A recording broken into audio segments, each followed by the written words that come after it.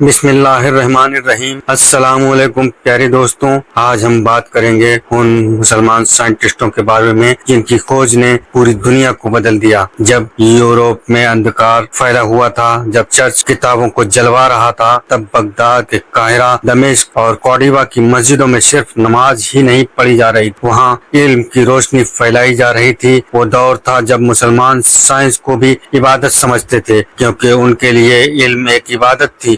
قرآن کی پہلی آیت ہی کہتی ہے، اقرا پڑھو اپنے رب کے نام سے۔ آئیے آج ہم جانتے ہیں ان مسلم سائنٹسٹوں کو جنہوں نے آج کی دنیا کی نیو رکھی۔ قرآن کریم میں 800 بار سے زیادہ علم، تفکر، سوچنا، تدبر، غور کرنا کا ذکر فرمایا گیا ہے۔ رسول اکرم صلی اللہ علیہ وسلم نے فرمایا، علم حاصل کرنا ہر مسلمان مرد اور عورت کا فرض ہے۔ ایک حدیث کے مطابق حکمت مومن کی کھوئی ہوئی دولت ہے، جہاں سے بھی ملے حاصل کرو۔ 750 عیسوی میں 1258 عیسوی تک کا دور، جسے اسلامک گولڈن ایج کہا جاتا ہے، یہ وہ دور تھا جب بغداد میں بیت الحکمہ ہاؤس آف وژڈم بنا۔ یونان، فارسی، ہندوستانی کتابوں کا عربی میں انواد ہوا۔ مسلمانوں نے صرف ترجمہ نہیں کیا بلکہ آگے بڑھ کر نئی ایجادیں کی۔ اب ہم بات کریں گے چنندہ سائنٹسٹوں کی جن کی کھوج نے دنیا بدل دی۔ اس میں سب سے پہلے بات کریں گے ابن الہیثم، جو 965 سے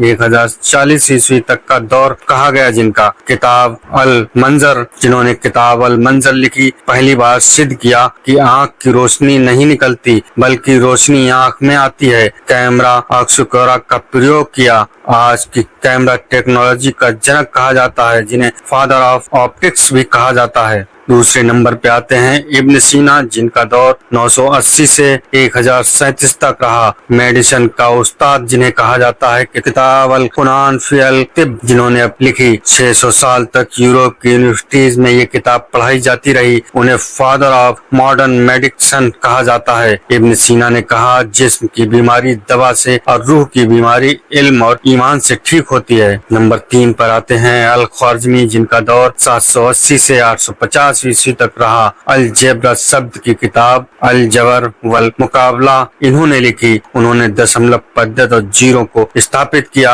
آج کمپیوٹر سائنس الگوریدم ان کی کھوج پر کھڑی ہے۔ ان کا نام الگوریدم کے روپ میں آج بھی زندہ ہے۔ نمبر 4 پر آتے ہیں الرازی، جن کا دور 865 سے 925 تک رہا۔ کیمسٹری اور کیمیکل میڈیسن کے استاد، انہیں پہلا کلینکل ڈاکٹر کہا جاتا ہے۔ الکوہل شبد عربی کے الکل سے آیا ہے اور چیچک اور پھولوں کا علاج کی پہچان انہوں نے کی۔ اس کے بعد اگلے نمبر پہ آتے ہیں البیرونی، 973 سے 1050 تک۔ بھوگول، کھگول اور گڑت میں مہارتی، دھرتی کی تریجیا کو بے حد سٹیک سے ماپا بنا کسی آدھونک اپکرن کے بھارت آئے اور سنسکرت سیکھی۔ کتاب لکھی انہوں نے کتاب الہند اور القنین المشہودی۔ اس کے بعد آتے ہیں عباس ابن فرناس، 810 سے 887 عیسوی تک۔ اڑان کے لیے پہلے پریوگ کرتا انسانوں میں سب سے پہلے جنہوں نے اڑان کا پریاس کیا۔ آج کے پیراگلائڈنگ اور ایویشن کا شروعاتی روپ تلسی الجرکالی اور خیام، خگول شاستر کے استاد، یونیورس کی گणنائیں،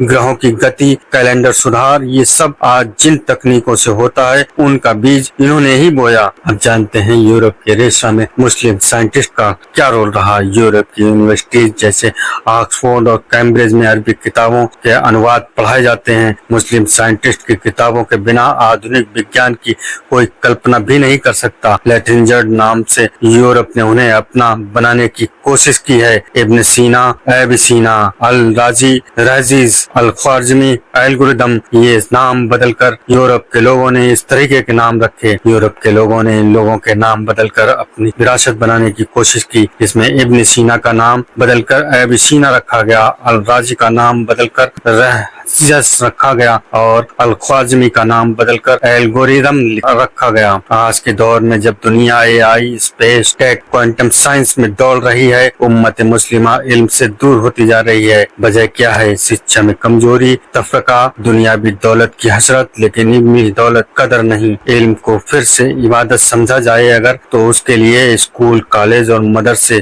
سب اسلام کے لیے ہوں۔ بچوں کو صرف ڈاکٹر یا انجینئر نہیں، سائنٹسٹ، انویسٹر اور اسکالر بنانا چاہیے، اللہ سے جوڑ کر علم کو دیکھنا چاہیے۔ سائنس اور اسلام کبھی الگ نہیں ہیں بلکہ ساتھی ہیں۔ کبھی بغداد کی گلیوں میں الہیثم کی آنکھیں تارے ناپتی تھیں، کبھی کورڈوبا کی مسجد سے ابن رشد کی آواز اٹھ رہی تھی۔ سوچو، تصور کرو، آج وہ کتابیں دھول میں ہیں اور مسلمان گمنامی میں، لیکن یاد رکھو اگر تم پھر سے علم کو پکڑو تو اللہ کی زمین پھر سے روشنی لوٹائے گی، کیونکہ جب ایک مومن سوچتا ہے تو وہ صرف دماغ نہیں چلاتا، وہ روح کی آواز سنتا ہے۔ اقرا کا یہی پیغام آج بھی زندہ ہے، بس ہمیں پھر سے پڑھنا سیکھنا ہے۔ ہم وہی ہیں جو ہم پہلے کبھی تھے، بس ہمیں پھر سے خود کو جگانا ہے۔ تو آئیے دوستوں، آج کی ہماری یہ ویڈیو اپنے جاننے والے لوگوں تک پہنچائیں تاکہ لوگ جانیں کہ اسلام کبھی علم سے دور نہیں رہا اور نہ ہی رہنا چاہیے، اور کوشش کریں کہ ہمارا یہ پیغام سبھی لوگوں تک پہنچے۔ اس کے لیے آپ کو ہماری ویڈیو شیئر کرنی ہوگی اور ہمیں سپورٹ کرنے کے لیے ہماری YouTube چینل قاضی بہار KN کو سبسکرائب کریں۔ اللہ حافظ دوستوں۔